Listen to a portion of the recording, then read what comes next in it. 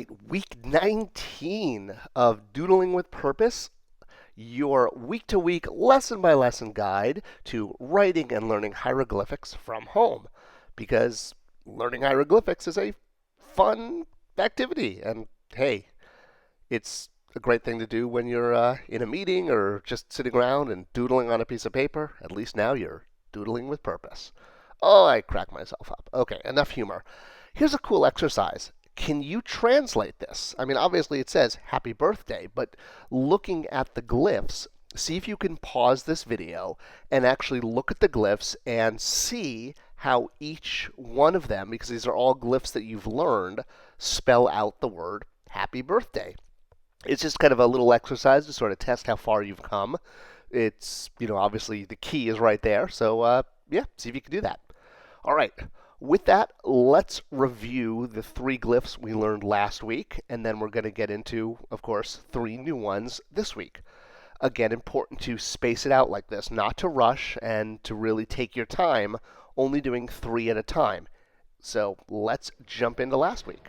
So first we did the face, which starts with a triangle, and then an oval for the head, 2 small ovals for the ears, a squiggle for the hair, a line up and down for the mouth, nose, and then eyes. All right, next we have the vase, which is a triangle, 2 lines up, and then a T at the top. And then finally, the lotus leaf with your Pac-Man on top, and then your 2 diagonals for the leaves. All right, our first glyph for this week is a stick, a stupid stick, as Nedry might say. So it, pretty much looks like a stick. This one's going to be a relatively easy one to draw. And again, obviously, the Egyptians were using objects that were around as part of their alphabet. They weren't, inventing new things like time machines and wheels and easy bake ovens. You're going to see all of the glyphs are things that they had. And this makes the hut sound. I think of it like hit, like you hit with a stick. I don't know, that's what I think of. Start with a line, then a curve, and then 2 more curves. A line, a curve out, and then 2 diagonals. A line, a curve out, and 2 diagonals. And that's your stick.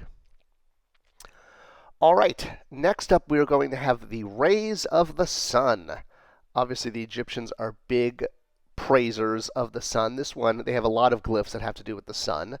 And we're going to look at the first rays of the sun, which is basically the sunlight coming over a hill is what it represents. So this is the glyph. It may look familiar because it's similar to the T that you did, but with the rays coming out on either side.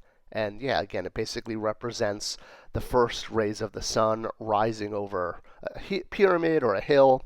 And it's going to make the ha sound, like in the back of the throat with the H. Not like ha ha, but ha, ha.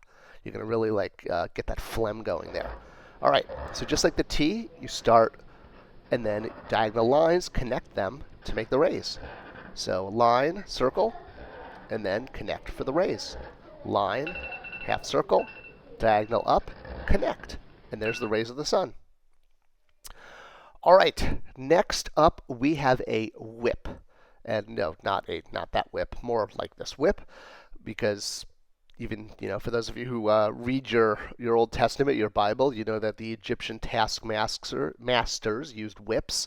So it's kind of like this, a whip in motion. We're actually going to be drawing the arm and the whip, which is why I grabbed this image of Indy, because it actually looks a lot like what we're going to draw. So this is the huh sound, like hitting with a whip. Get it? Huh, hit whip. So that's how I think of it. Huh. Again, in the back of the throat with that nice phlegm you're creating for the H. So what we're going to be drawing, as I said, is basically like this taskmaster's arm. The arm, the elbow, and the whip. So the arm is kind of like a V, and then straight up, 3 lines for the whip. So we're going to go up and around for the arm, then the whip handle, and 3 lines. Again, a V and up and around, straight up, 3 lines for the whip. And sometimes you'll see it connected at the bottom to make a triangle. Not always. All right, that was 3 new glyphs for this week.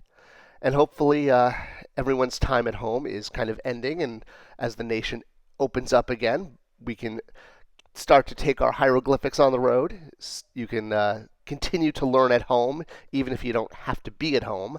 But hey, it's a great thing to do. And hey, these videos are down to like 5 or 6 minutes long. So start spotting your hieroglyphs in movies and in books and see what you can find. It's a great exercise to see how you're getting along.